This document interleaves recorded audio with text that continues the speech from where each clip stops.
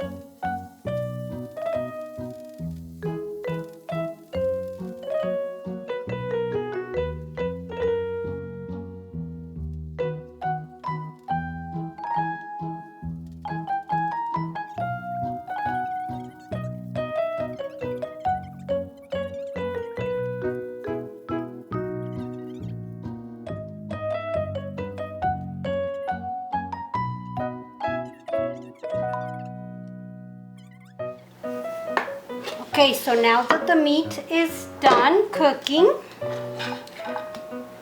I took it away from the stove and it's right here.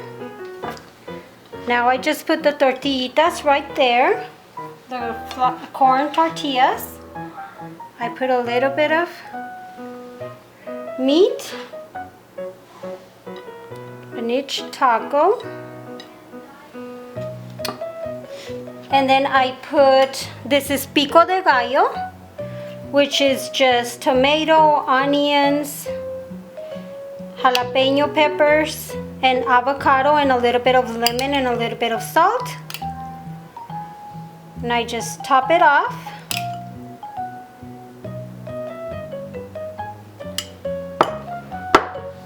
And I also put some of my tomatillo salsa that I make. I already have a video recipe for it. I'll link it in the description box below for you guys, so you guys can watch it if you guys would like to make it. And this is how my updated taquitos look. They are much healthier because they don't have the flour tortillas, and they are tinier, so you eat a little bit less. But they are still delicious and very healthy for you. And that is it. This is how I make my updated taquitos. These are tiny and very delicious. I love them. My kids love them too. I probably make this recipe once a week because it's so easy to make.